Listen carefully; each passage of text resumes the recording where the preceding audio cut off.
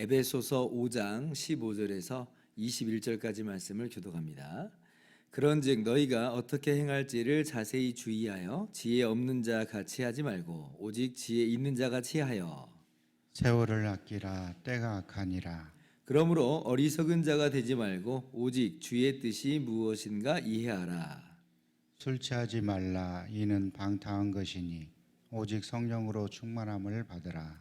시와 찬송과 신령한 노래들로 서로 화답하며 너희의 마음으로 주께 노래하며 찬송하며 범사에 우리 주 예수 그리스도의 이름으로 항상 아버지 하나님께 감사하며 같이요. 그리스도를 경외함으로 피차 복종하라. 아멘. 할렐루야. 하나님의 크신 은혜와 평강이 오늘도 변함없이 여러분 가운데 가득 넘치기를 주님의 이름으로 축원합니다. 오늘 본문 말씀은 이제 말세를 살아가는 우리가, 종말을 살아가는 우리가 어떠한 삶의 태도로 나아가야 마땅한지를 우리들에게 교훈하여 주십니다. 첫 번째, 어떠한 우리가 삶의 태도로 살아가야 될 건가 할 때에 주님의 뜻이 무엇인지 이해하면서 세월을 아끼는 그런 지혜로운 삶의 모습을 우리가 가져야 될 것입니다. 16절, 17절이에요. 세월을 아끼라 때가 악하니라. 17절 같이 읽습니다. 그러므로 어리석은 자가 되지 말고 오직 주의 뜻이 무엇인가 이해하라. 세월을 아끼라 라고 하는 말은 시간을 살아, 의역을 해본다면 기회를 살리라, 이렇게 또 해석을 할 수가 있겠습니다. 여러분, 지혜 있는 사람은 어떤 사람인가? 시간을 사는 사람이에요. 세월을 아끼는 사람입니다.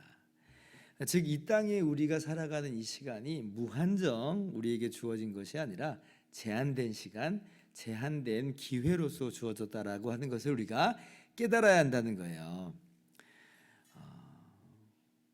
제한된 시간이라고 하는 것은 왜 그래요? 우리가 이 땅에서 120년간의 그 인생을 살지만 그러나 그 기간 자체도 제한됐을 뿐더러 그리고 또 언제 죽을지, 언제 주님께서 우리를 부르실지 또 모르는 상황이라는 거예요. 게다가 우리가 뭐 지금 죽지 않는다 할지라도 예수님이 당장 또 이 땅에 다시 오신다 말씀하신 것처럼 오시면 그냥 그 모든 그 기회들은 이제 다 끝나게 되는 그런 상황입니다. 그래서 제한된 시간이고 제한된 기회예요. 근데 어리석은 사람은 어떻게 살아가요? 이렇게 시간이 한정이 돼 있고 기회가 지금 제한이 돼 있는데, 근데 그냥 시간이 막 무한정 주어진 것처럼, 기회가 무한정 주어진 것처럼 그렇게 생각하면서 아무것도 준비하지 않고 그냥 시간을 허랑방탕하게 허비하면서 그렇게 살지요. 그래 놓고는 막 때가 됐을 때는 이제 정작 이제 막 후회를 합니다. 내가 그때 이랬어야 하는데, 내가 저거 했어야 되는데. 이게 이제 어리석은 사람의 이제 전형적인 모습이죠. 가장 최근에 제가 새삼 깨달았던 것 중에 하나가 바로 이 부분입니다. 할 때 해야 된다. 할 때 해야 된다. 시간 뭐 앞으로도 더 있을 거라라고 이제 미루면 후회한다라고 하는 거예요. 올해 우리 교회가 장례식을 몇 번 우리가 진행을 했습니다. 그 중에서 이제 오래 투병하시다가 이제 중환자실에서 이제 소천하신 분이 계신데, 이제 의식이 더 희미해지기 전에 이제 가서 기도를 해달라 이런 요청을 받았습니다. 그래서 그때는 정말 지체 없이 가겠다고 이제 말씀을 드렸죠. 그래서 찾아뵙고, 무슨 상황은 뭐 전혀 모르는 상황인데 처음 뵙는 분인데, 그런데 중환자실에 찾아갔고 의식은 그래도 잠깐 있을 때니까 그래서 복음을 전했고 또 예수님을 믿는다라고 하는 그런 표현을 아멘으로써 그렇게 화답을 하셨습니다. 그 너무나 감사하고 정말 잘한 일이라 이렇게 생각을 해요. 근데 이제 아쉬운 건 뭐냐면 이제 그 다음이에요. 근데 한 번 더 찾아뵙고자 하는 마음이 이제 제 안에 계속 있었거든요. 그래서 한번 언제 시간 날 때 저를 불러주세요. 제가 한번 같이 갈게요. 이제 이렇게 이야기를 했습니다. 그러다가 이제 언제 한번 이제 시간이 돼서 이제 같이 가게끔 날짜를 이제 다 이렇게 잡았어요.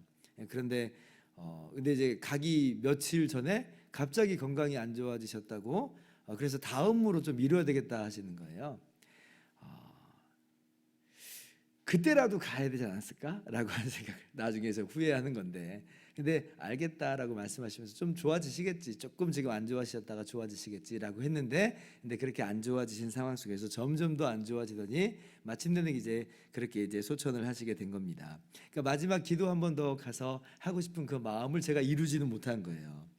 그래서 할 때는 해야 된다라고 하는 것을 이제 그 사건 속에서 다시 한번 생각을 하게 됐습니다. 시간은 무한정 주어진 게 아니고 기회는 계속 주어지는 것이 아니라라고 하는 것입니다. 그래서 우리가 우리에게 주어진 그 시간들, 헛된 것에 탕진하지 말고 그 시간들로 기회를 우리가 사야 돼요. 기회를 사야 돼요. 그러면 우리가 어떤 일에 대한 어떤 기회를 사는 것인가라고 할 때에 이 세월을 아끼는 게 그냥 뭐 시간을 선용해라 그런 뜻은 아니잖아요. 어떤 의미에서 이 기회를 사라고 하는 거예요? 18절 보니까 주의 뜻이 무엇인가 이해하라. 이제 그래, 주의 뜻이 무엇인가 이해하라. 그러니까 주님의 뜻을 이해하고 주님의 뜻대로 살아가는 기회들을 살아가는 거예요. 그러니까 그 이 시간들을 주님과 무관하게, 주님의 뜻과는 무관하게 그렇게 살아가는 것이 허비하는 것이고, 이 세월을 아끼는 것, 시간을 사는 것, 기회를 사는 건 뭐냐? 주님의 뜻이 무엇인지를 이해하여 그 뜻대로 살아가는 것이 바로 세월을 아끼는 삶입니다. 그러면 주님의 뜻이 뭐냐라고 할 때 우리가 어저께 주님의 뜻이 무엇인지를 말씀 속에서 깨달았죠. 하나님을 본받는 우리 자녀로서 살아가는 거예요. 어떻게? 사랑 가운데서 행하라. 빛의 자녀로서 행하라. 이렇게 말씀을 드렸어요. 이것이 바로 주님의 뜻이거든요. 그런 주님의 뜻을 분별하면서 우리 삶 속에서 구체적으로 사랑 가운데 행하고 빛의 자녀로서 행하는 그러한 모습을 분별하고 깨닫고 이해하면서 그렇게 살아가는 것이 바로 그것이 세월을 아끼는 그런 지혜로운 삶의 모습이다라고 하는 것이에요. 그렇게 우리가 지혜로운 삶의 태도로 살아가실 수 있기를 주님의 이름으로 축원합니다. 두 번째, 이 말세를 살아가는 우리의 바람직한 태도는 뭐냐라고 할 때 항상 성령의 충만함을 받는 거예요. 성령의 충만함을 받는다. 18절 술 취하지 말라 이는 방탕한 것이니 오직 성령으로 충만함을 받으라. 성령으로 충만함을 받으라. 이걸 정확히 직역을 하면 성령으로 충만해져라, 성령으로 충만하게 되어라 라고 하는 뜻입니다. 우리들에게 성령으로 충만하게 되기를 요청하고 있어요. 목사님, 저도 성령으로 충만하고 싶어요. 근데 어떻게 해야 될지를 모르겠어요.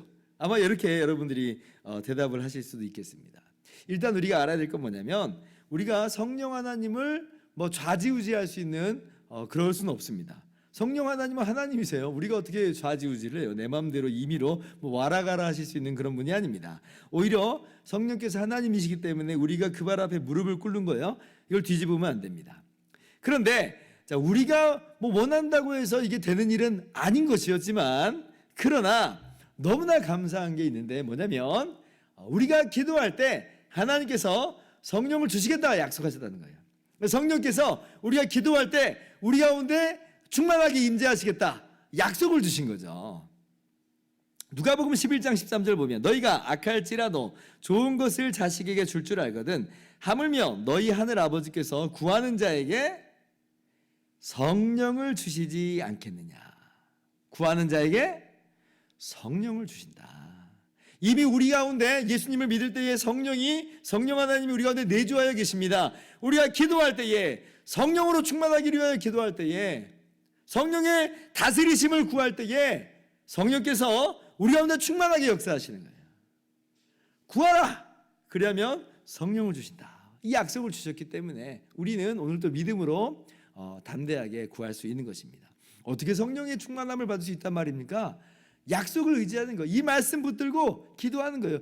하나님께서 약속하여 주셨으니 오늘도 성령의 충만함을 구합니다. 성령으로 충만하게 되기를 원합니다.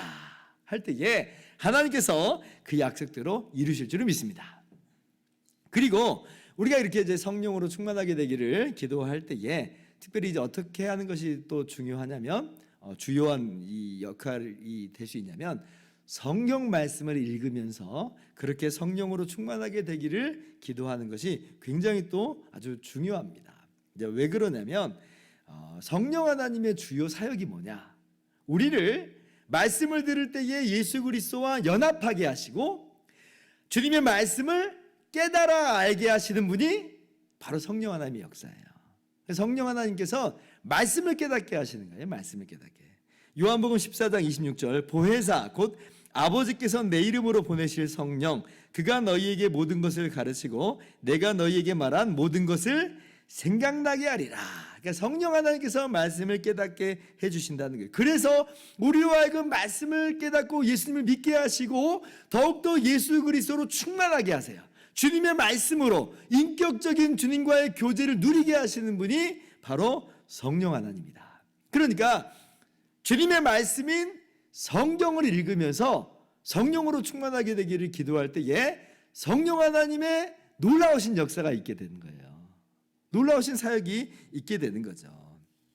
그래서 우리가 어떻게 하면 성령으로 충만하게 될 수 있습니까? 라고 할 때에 아주 두 가지 기초적인 것들을 분명히 알아야 됩니다. 그리고 이렇게 우리가 구하는 거예요. 기도하고 말씀 읽으면서 기도하면서 말씀 읽고 말씀 읽으면서 기도하고 이렇게 성령에 충만하게 되기를 기도할 때에 간구하면서 나아갈 때에 과연 하나님께서는 그 놀랍게 역사하십니다. 그래서 성령 충만은 곧 말씀 충만이요 예수님 충만이다라고 하는 그런 이야기가 괜히 나온 이야기가 아니라라고 하는 거예요.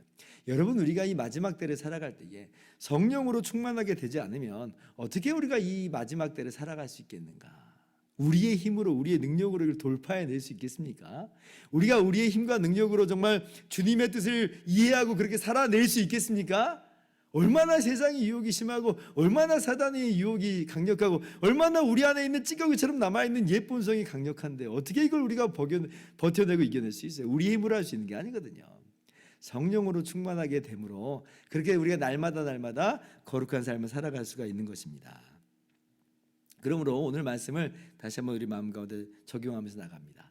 마지막 때를 살아가는 그러한 우리의 마땅한 삶의 태도, 자세는 뭐냐라고 할 때 지혜롭게 돼야 돼. 지혜롭게. 이 지혜롭게 되는 건 뭐냐면 주님의 뜻을 이해하여 주어진 시간을 하나님 본받아 행하는 것이 바로 지혜로운 모습이다. 마지막 때를 시간 허비하지 않고 세월을 아끼는 여러분 되길 바랍니다. 그리고 성령 충만하여 예수 그리스도와 연합한 모습으로 주님으로 충만하게 되어서 이 마지막 때를 능력 있게 살아가는 저와 여러분 모두 되기를 주님의 이름으로 축원합니다. 기도하겠습니다.